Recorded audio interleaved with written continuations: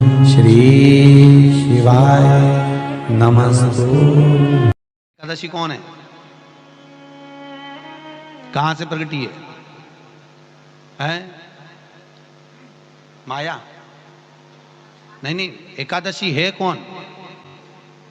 क्यों इसकी इतनी प्रधानता है, क्यों इसकी पुण्यता है? एकांत में रखा हुआ शिवलिंग, एकांत में रखे हुए शिव जी की पूजन तीन चीजें देती है।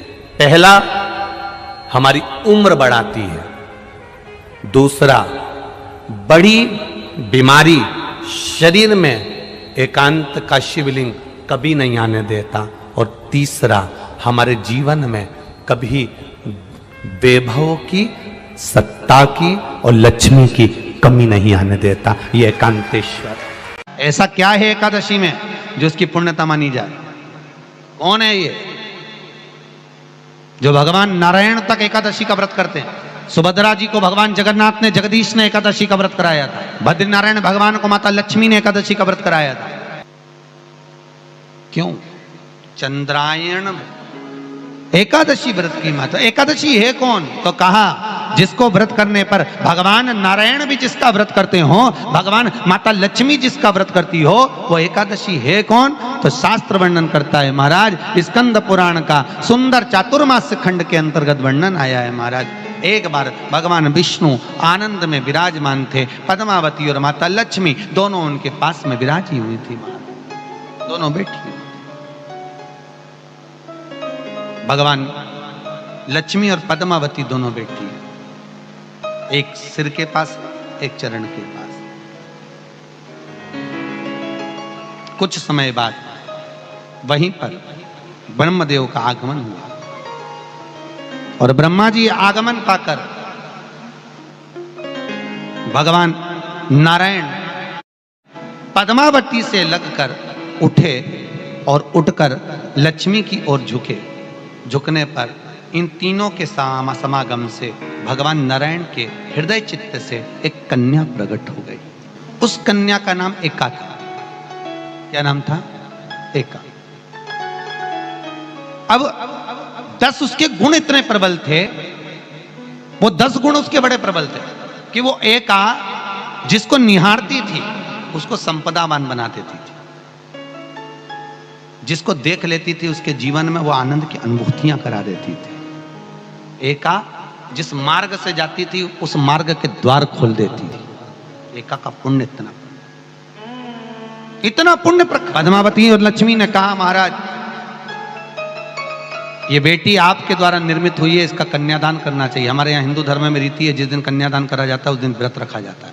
अब आजकल रखते कि नहीं रखते हो मालूम नहीं, और कन्यादान करते समय व्रत रखा जाता है। व्रत रखना, एका का कन्यादान करना है। भगवान बोले कन्यादान करें, किसको दें? एका किसको दी जाए? एका प्रदान किसको करी जाए? पुण्यता किसको दी जाए? भगवान नारायण ने उसी समय लक्ष्मी और पद्मा से पूछा, तुम बताओ। पद्मा लक्ष्मी दोनों एका से पूछी, एका बताओ इसका पुण्य, हम आपका हस्त कमल आपको प्रदान किसको करें, हम किसको दें? एका कहती है पिताजी। भगवान से कहती है नाथ कृपा करिएगा, मेरे को अगर प्रदान करना चाहती हो, अगर मुझे देना चाहते हो तो एक काम करो। यदि आप देना चाहते हो तो भगवान एक काम, माता ने कहा कि पिताजी अगर कुछ देना चाहते हो तो ऐसी कृपा करो, संसार के मनुष्य अगर मृत्यु लोक में आकर के अंदर 2 एकादशी का भी पुण्य भाग अगर ग्रहण करते हैं तो ये एका उनकी होती है और वैकुंठ का राह खोल देती है। इनके जाने से पहले अगर मैं प्रवेश करती हुई जाऊंगी और इनके मार्ग को सुलभ बनाती हुई जाऊंगी। वो एका 10 गुण के कारण एकादशी। व्रत का सबसे पहला नियम, एकादशी व्रत का सबसे पहला नियम है कि आप जिस दिन व्रत करो उसके एक दिन पहले भक्ति का संचार इस हृदय में कर लो। भक्ति का संचार इस हृदय में कर लीजिए। जिस दिन आप व्रत करो, जैसे एकादशी का व्रत कर रहे हो तो दशमी के दिन शाम का समय जब आवे, रात्रि जब होने लगे, शाम का समय आवे और रात्रि का आप जब भोजन ग्रहण करो तो उस भोजन में कोई ऐसा पदार्थ ग्रहण मत करिए जिस पदार्थ के कारण आपकी एकादशी बिगड़ जाए। एकादशी का दूसरा नियम बहुत ध्यान से सुनिएगा। जिस दिन आपकी एकादशी का व्रत हो उस दिन प्रयास करिएगा कि अपने हाथ से किसी भी वृक्ष की कोई पत्ती अपने हाथ से किसी भी वृक्ष की, पौधे की, किसी भी वृक्ष की पत्ती अपने हाथ से ना टूटे। बहुत ध्यान दीजिएगा महाराज। एकादशी का ये दूसरा नियम है कि अपने हाथ से किसी पौधे की, किसी वृक्ष की, किसी डाली की कोई पत्ती ना टूटे, इसका प्रयास करिए। यहाँ पर तीसरे नंबर का जो, चौथे नंबर का जो उपाय बताया है, उपवास करने का जो नियम बताया, उसमें वर्णन किया एकादशी के दिन अगर आपका व्रत है तो आप भूलवश भी डब्बे में रखी हुई रोटी गाय को ना देते हुए कुछ थोड़ा सा फलहार, कोई केला, कोई सेब, जो आप खाते हो, अंगूर, पपीता, जो आप ग्रहण कर रहे हो, उसका थोड़ा सा भाग आप गाय को प्रदान करो। आप गाय को दीजिए, रोटी ही दिए, डब्बे में से निकाल के ले गई, गाय आई है रोटी देना, देव मना नहीं। बाकी के दिन आप आपके बेटे से कह दो रोटी दिया बेटा जा, पर आप अपने हाथों से, आपका व्रत है तो आप फलाहार आप कर रहे हो तो फलाहार का ही दान गौ माता को दीजिए। पांचवा वर्णन किया चतुर्थ भाव में, बन सके जितना एकादशी के दिन भगवान का ओम नमो भगवते वासुदेवाय का जाप करें या अपने गुरु मंत्र का स्मरण करें, या जो मंत्र आपके हृदय में समाहित हो, श्री शिवाय नमस्तुभ्यम, ओम नमः शिवाय, राम कृष्ण शिव, जो मन पड़े उसका भजन करें, पर दिल से करें। जितनी देर करते बने उतना देर करें। माला पकड़ने की भी जरूरत नहीं कि माला पकड़ के बैठता हूं तो घटकी जिब्या से जप लो नहीं जी वही उत्ता में ही पूरा हो जाए, वही बहुत। महाराज पांचवा नियम कहा, जिस दिन आपका व्रत रहे किसी निंदक से बात ना करें। निंदक जानते हो, भाई दूज के दिन, दिवाली की जो भाई दूज होती है ना, होली दिवाली की जो दूज होती है, उनमें ऐसा गोबर का भाई दूज बनाते हैं और पास में एक चुगलखोर भी बना है और चुगलखोर के ऊपर ऐसा भाटा धर दे, एक पत्थर। अब तुम्हारे उधर रखे कि नहीं रखे हमें नहीं मालूम रहे हो, जितने आस्था पे सुन रहे हो, पर हमारे इधर तो ऐसा रहता है, गोबर का भाई बहन बनाए और उसकी पूजन करे, उसके पास में एक गोबर का चुगल चोर भी बनाया, उसके ऊपर बांटा। कथा वर्णन कर रही है, निंदक से बात ना करें। मान लो किसी ने आकर आपको निंदा कर भी दी तो तुरंत सूर्य नारायण भगवान का दर्शन करें और 3 बार उनका दर्शन कर कर नेत्र बंद करें, तब जाकर वो निंदा जो अंदर गई है, अंदर पवित्रता प्रदान करेगी, तब जाकर एकादशी का व्रत लगेगा। पहले तो प्रयास करो, अगर जो निंदा करने आता है ना तो उसको उस दिन एकादशी वाले दिन दरवाजे पे लिख दो कि चुगल चोर। फिर कहा जीव की हत्या ना करे, अगला नियम है, अपने द्वारा जीव की हत्या ना हो, प्रयास करना, किसी को कष्ट ना हो। 18 नियम में से एक नियम और, प्रयास करिएगा एकादशी जब भी करें तो द्वादशी से जुड़ी हुई करें, दशमी से जुड़ी हुई एकादशी कम करें। जो वैष्णवों की एकादशी कौन सी होती है? जो एकादशी द्वादशी से जुड़ी हो, दशमी से नहीं। दशमी से जुड़ी हुई एकादशी व्रत कहलाती है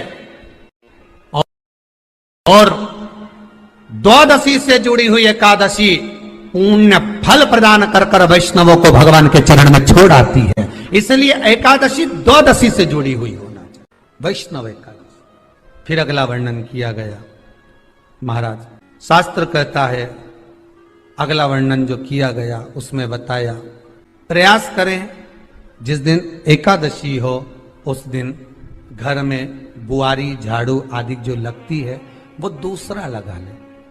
क्यों?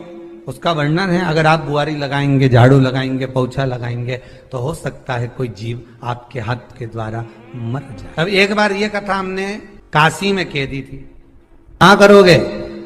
सारे व्रतों में केवल एक व्रत ऐसा होता है एकादशी का, जिसका उद्यापन पहली एकादशी पर भी कर सकते। सारे उद्यापन में केवल एक उद्यापन ऐसा होता है, सारे व्रतों में एक व्रत का उद्यापन ऐसा होता है, वो है एकादशी का। ये जरूरी नहीं कि 26 पूरी होगी तभी तुम करोगे, या तो पहली में ही कर लो या फिर 26 पूरी हो तब कर। पर उद्यापन, अगर तुमको ऐसा लगे कि हाँ मैं अभी तो जीऊंगी हो, अभी तुम्हारा बाल भी धोला नहीं हुआ, तुमको ऐसा लगे तो अभी तो पहली पर करने से क्या फल मिलेगा? तो एकादशी की नियमावली कहती है, अगर मान लो आपने पहली एकादशी पर भी उद्यापन कर लिया, इसके बाद में जितनी एकादशी करोगे वो सारी तुम्हारे खाते में जुड़ती जाएगी। मतलब बैंक में खाता खोल लो, ठीक है, खाता खोल लिया, अब जितना कमाता जाओगा उसमें डालते जाओ, जितनी कमाई करके लाओगे उसमें जमा करते जाओ। एकादशी एक बार उद्यापन पहले में भी हो गया तो बाकी का पुण्य तुम्हारे खाते में, उसका पुण्य। एकादशी का उद्यापन बड़े महीने में माघ शुक्ल एकादशी के दिन, माघ का महीना हो, शुक्ल पक्ष की, जम के बोलिए, एकादशी हो, प्रयास करना कि आप उद्यापन करें, भले 5, 10, 11, 12 जितनी एकादशी हो जाए, 26 हो जाए तो ज्यादा अच्छी है, नहीं तो आप करें तो माघ महीने की शुक्ल पक्ष की एकादशी के दिन आप उद्यापन करें।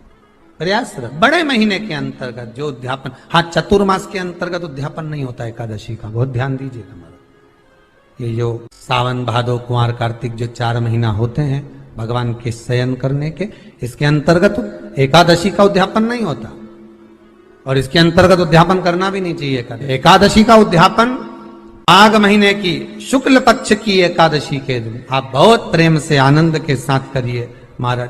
परंतु एकादशी के उद्यापन में सबसे ज्यादा अगर कुछ जरूरी होता है तो 24 तरह का नैवेद्य जरूरी होता है। कितने तरह का? 24 तरह का नैवेद्य।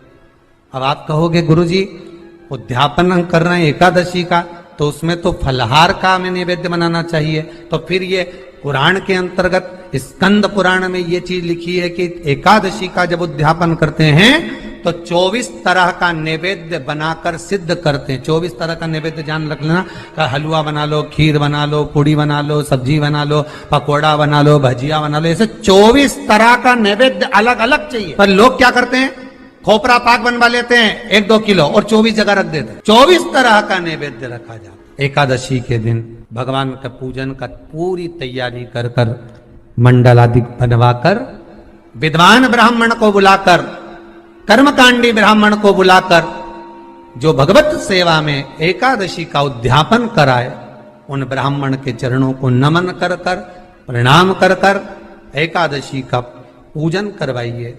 और उस मंडल की पूजन कराकर हवन द्वादशी को कराइए, एकादशी को हवन नहीं। एकादशी के उद्यापन का जो हवन होता है वो द्वादशी को। सब बोलिए एक बार जमकर, श्री शिवाय नमस्तुभ्यम। प्रैक्टिकल जरूर करना, कहीं सियोर वाला महाराज झूठ तो नहीं बोल रहा। शास्त्रों की बातें हमारे जीवन में हमें सुख प्रदान करे, इसलिए इस भाव का आनंद करते हुए आज की कथा को विराम देते हैं। वीडियो पसंद आई हो तो शेयर करें, लाइक करें, सब्सक्राइब करें। श्री शिवाय नमस्तुभ्यम, हर हर महादेव कमेंट बॉक्स में जरूर लिखें। महादेव आपकी सभी मनोकामनाएं पूर्ण करें। मिलते हैं अगली वीडियो में। श्री राधे।